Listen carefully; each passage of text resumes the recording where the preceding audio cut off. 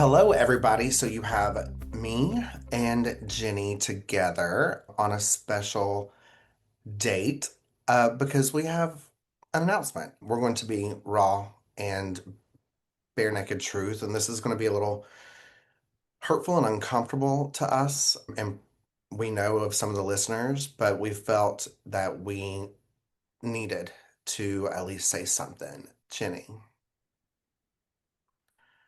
what's on your mind? Oh, wow, you just lay it all on me. It's fine.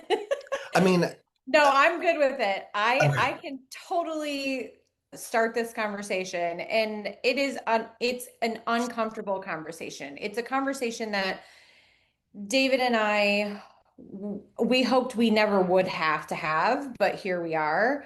Um, I have mentioned before, I love doing the podcast, but never in a million years did I ever think that doing said podcast would bring about so much freaking drama. But que sera, right? It is what it is, and we need to address some things that have come to our attention, things that we've actually been victims of ourselves. And it's time to pull back the curtain and let y'all know what's been going on. First and foremost, David and I both feel very strongly about this platform and about its purpose and the mission that we're here to do, which is to bring awareness to what is happening in religious institutions, in the troubled teen industries. And we want to help survivors and give survivors a safe place to share their story so that we can bring about change. Ultimately, that's what we want. We want to bring awareness, and so that will bring about ultimately change. Unfortunately, it has been become very apparent that there is still and was a survivor that came on as a guest on the Unholier podcast, and as well as David's previous podcast that has shared his story in the TTI space. So while he was a troubled teen survivor, it has been made aware to us that he has embellished his story quite a bit. And the people that were in this TTI home with him, there are several of them that, they want to speak out, but they also want to stand in solidarity with their brothers, which I totally get. However, this individual is going about embellishing his story so that he, one, not only gets more attention, but two, is able to scam people into feeling sorry for him and then ultimately scamming them out of money. So not only is this individual embellishing his story, but he is garnering such a following, mainly women who feel bad for him. And then he's able to take advantage of that generosity. I am disgusted by the whole thing because I know that there's so many good people within the troubled teen survivor space that they definitely do not want anything tarnishing all the efforts that they have put forward. Organizations like the Survivors Unrestrained and organizations like that really are trying to establish themselves in really a legislative space to change laws to bring reform to current existing TTI institutions. And when there's a survivor within the community that is scamming people and embellishing their story, it hurts the cause. And so that is why we're here today to talk about this. And we want to make you all aware. We're not going to name drop, but if you are following any TTI individuals, you'll probably know who we're talking about. If you don't yet, you probably will soon because they kind of all everyone's connected, right? So if you're following one, a lot of times the algorithm will bring you to another person. And this person does post stories a lot. And post reels and videos, and they're all pretty much the same. So if you come across an individual who has basically the same pictures, the same story, this is most likely who we are referring to. David, what do you have to add to that?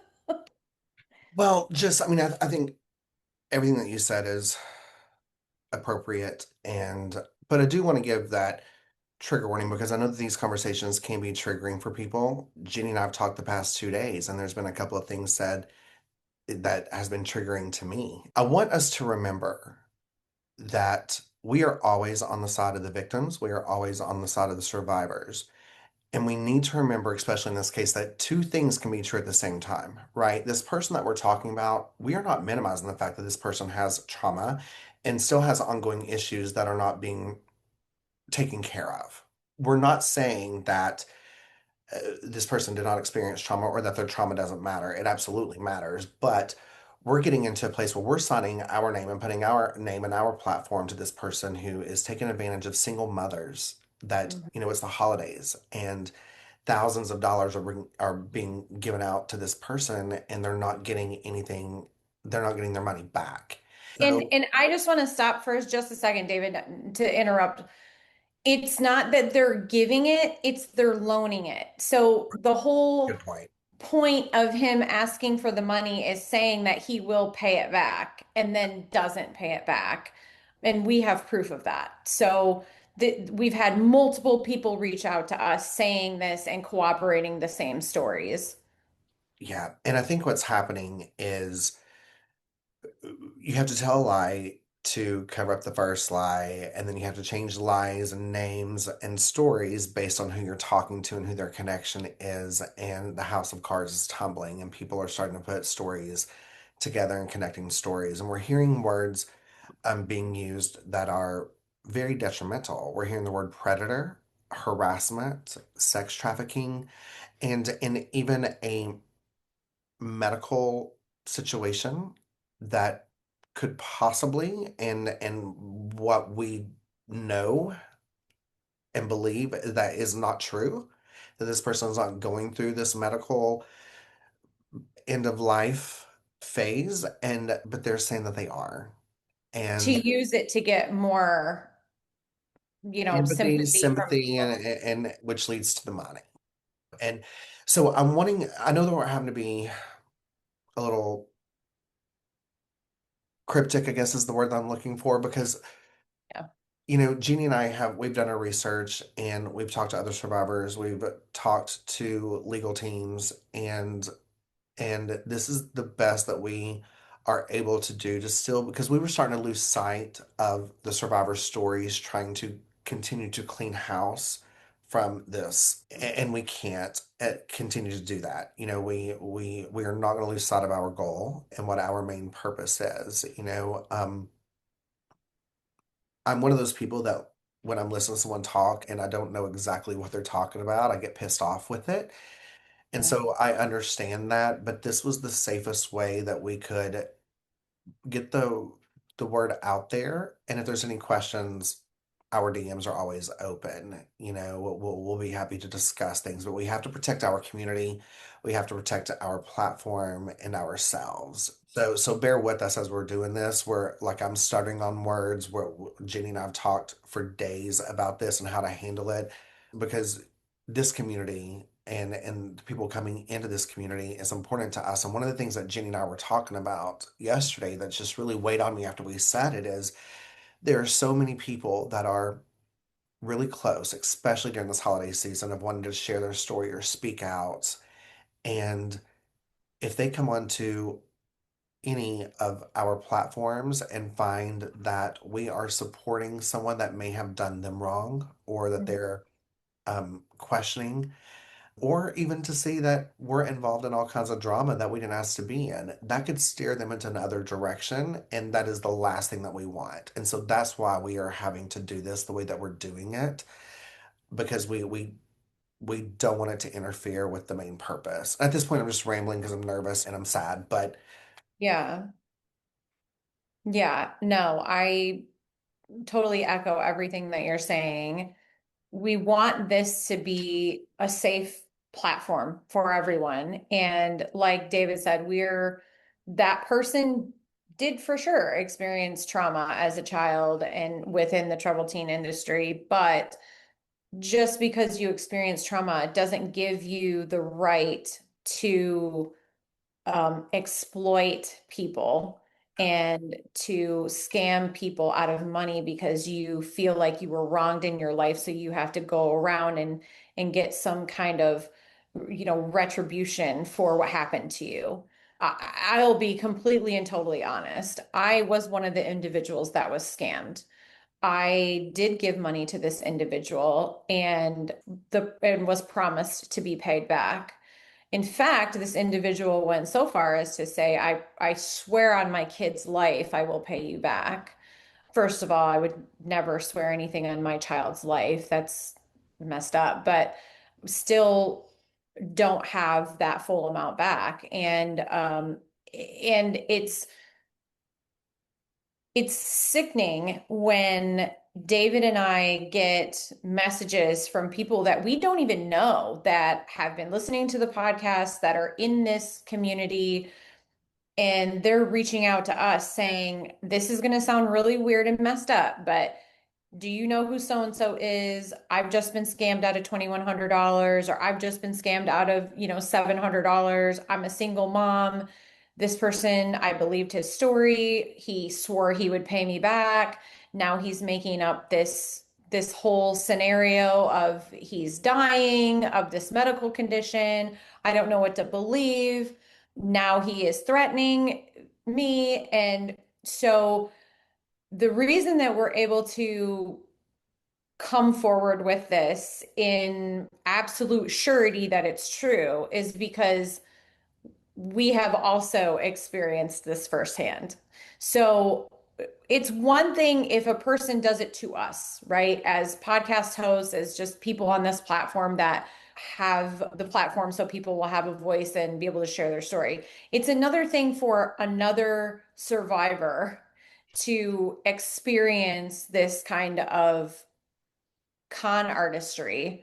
And so that's where we kind of turn into protective mode. Like now we have to say something. Now we have to bring it to the public. Now we have to warn people that they need to look out for this individual. And hopefully he's not able to scam anybody else. And as David said, some of these women are single mothers who probably don't have the money or can't really afford to be sending this money to this individual, but they do it out of the kindness of their heart, thinking that he's promised to pay it back and he's going to be a man of his word. Well, Well, that and has yet to be seen. absolutely. So, And if it was anything like what he would tell me, because I have not given him large lump sums of money, I think he was trying to build credit with me. And then after like the third time of him asking, I was like, no more. And so everything that I have given to him, he has given back. Now, he tells me, hey, if you give me $25 when I get paid on Friday, I'm gonna give you 50. So in my mind, I'm like $25 profit. And then when the 50 comes, so when you give me 50, I'm gonna pay you 75. So I can't imagine what he's telling someone who he's like, hey, give me $2,100 and I'll round it up and give you 25 back. And this person's like, oh, $400 profit in a two span loan and it's Christmas time and I'm a single mom. Hell yeah. Because we trust this person and because we think that, what has been running through my mind a lot lately, Jenny, is when I first started this podcast and I was working with a big company and I told them what I was doing because I worked in the legal field with this company and they're like, how are we going to vet out your people? Are you just going to trust their stories? And I said, absolutely. I will always want to believe the victim. I'm always going to trust the victim. That's why I don't want them to say names, and they can even use a fake name. Some of the people that's been on the show is under an alias of some sort because I don't want to set and vet and yeah. see if your story is worth being told or listened to or real, and maybe that's something that I now need to reconsider, and I hate that I even have that thought because when someone calls me and they say, "Hey, I've heard how brave these people are on your show," and I want it's inspired me to do that. I my first instinct is to believe the victim.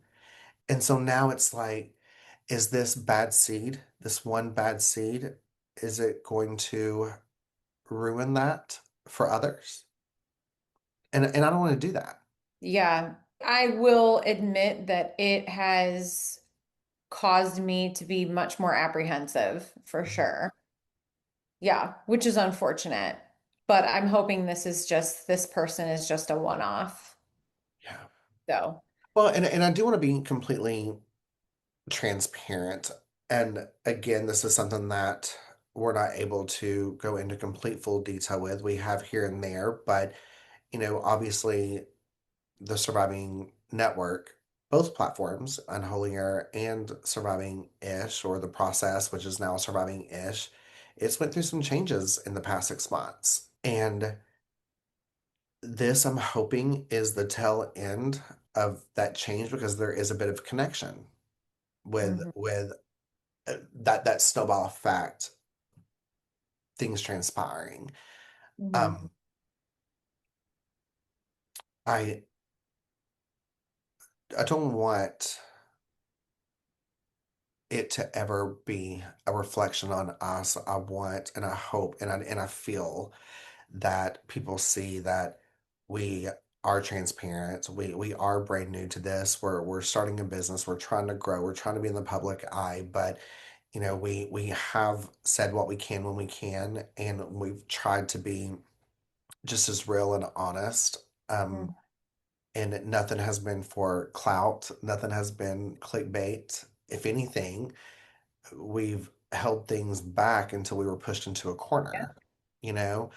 And like Jenny mentioned earlier, it's one thing when someone who's been a guest on our show reaches out and needs and wants something, and we decide as a business, as a company, or as an individual person to help this person. That's one thing. That's on us. But when people are could also be using our platform to get a new span, a new to add someone else into the Rolodex of people to maybe try to scam or take advantage of, then that's when Jenny and I have to step in. Because Yeah. one of the things that Jenny and I stand by is when we hit end, when we record Zoom on our meetings with a guest, just when we hit end, the relationship isn't over. We you've shared your story with us. We honor that, and we're by your side, and we're gonna protect as much as we can. And this is just, it breaks my heart. Same. Yeah.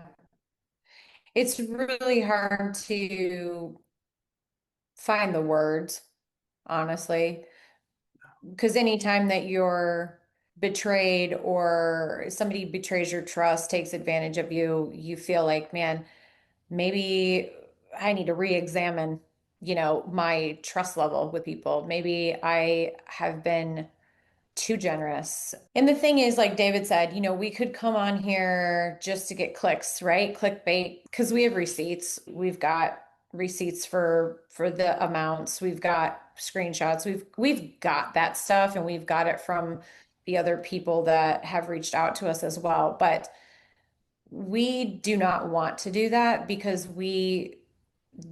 I don't believe in that. I don't believe in smear campaigns. And that's another reason why we're not mentioning the person's name. The person that we're referring to is self-destructing on his own. The only reason that we're coming forward with this information is because we want to make sure there's no other victims. There's nobody else he's scamming because we've had numerous people come to us with the same stories and we felt like we needed to bring awareness.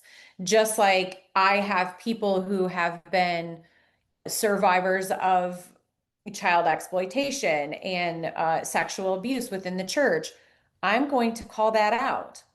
This is no different. So I'm going to call out, and David is going to call out people who are taking advantage of people in the survivor community who are unknowing. They don't know what's going on. They're just trusting this person's story and then they're getting taken advantage of. So we have a duty to not just protect the people who come on our platform, but the people that are out there in the community who are just following along, who are being taken advantage of.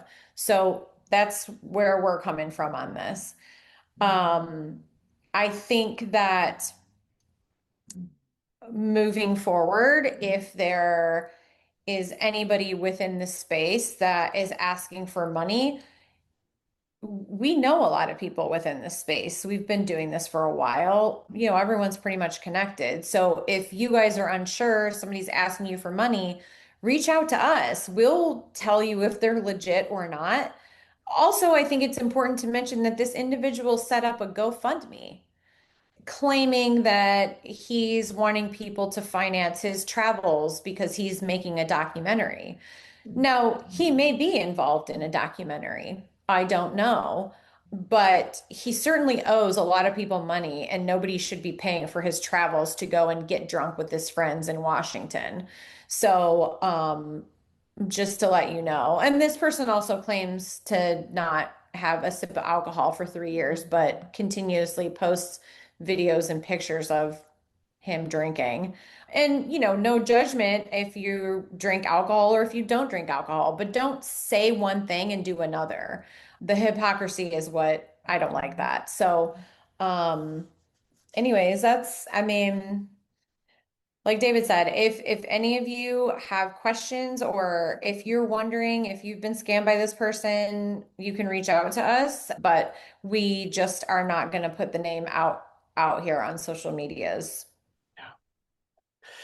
Yeah, and so a piece of unsolicited advice that I'm offering to anyone who may be a victim of this person's scamming activities.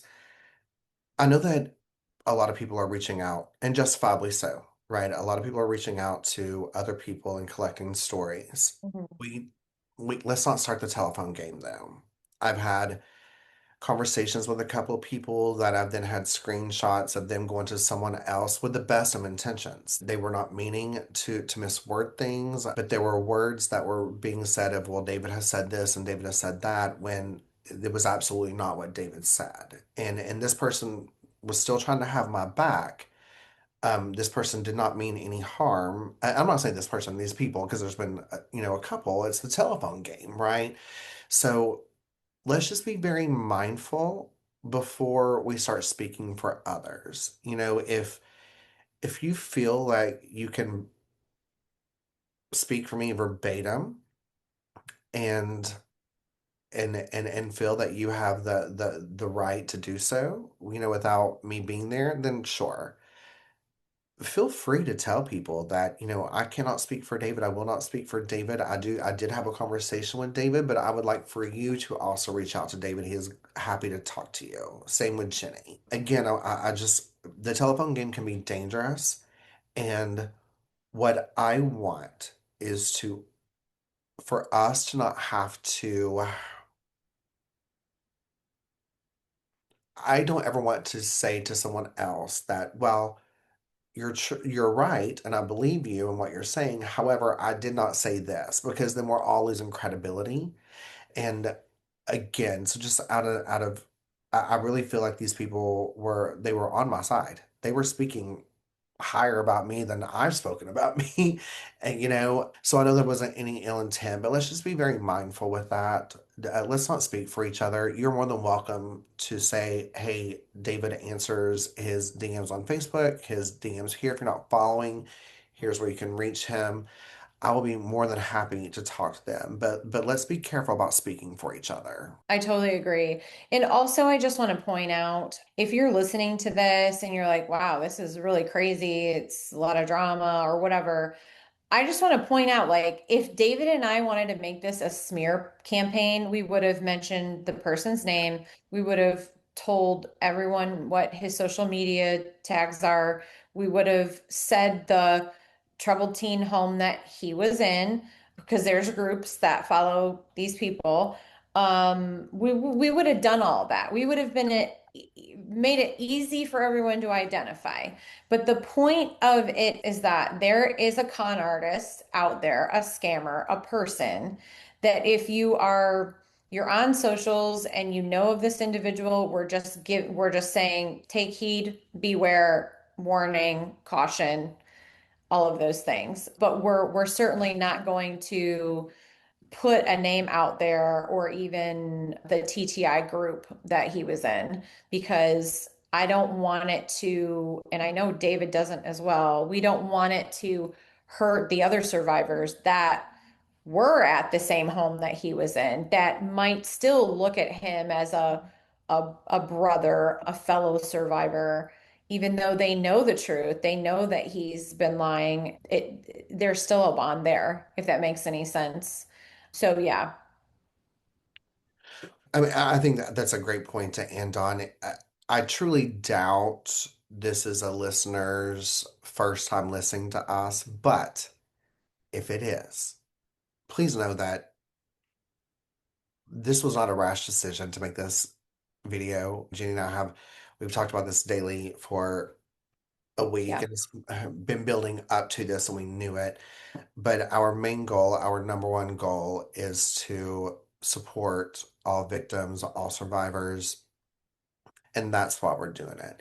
And I hope that if this is, oh, regardless if you've been a part of our community for a while now, or if you're just starting to learn about us, I hope this shows how serious we do take this. And Hmm. how because we could use this, we could create all kinds of videos exposing all Yep. kinds of things that would be clickbait that people would want to be in for the drama, but we're not here for that, you know. I think that our intent shows, and that's what I love about our viewers is they know our intent. So again, our DMs are open. If anyone has any questions, if they think maybe I have been too, a victim of this, we are absolutely open door, and we'll talk. We're just wanting to be very selective on how we do so. Yeah, exactly. Is there any good notes to end on, or do we just end it?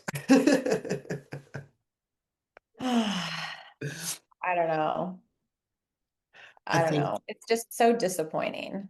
it is. It's disappointing. It's a lot to process. So I don't think it matters what kind of joke or anything that we come up with. That's not going to be what sticks. Yeah. There's going to be a lot of people that might be hearing this for the first time and know exactly who we're talking about. And Mhm. that's going to be devastating to them. Just know that we see you, we hear you. We are devastated too. I thought this person was my friend.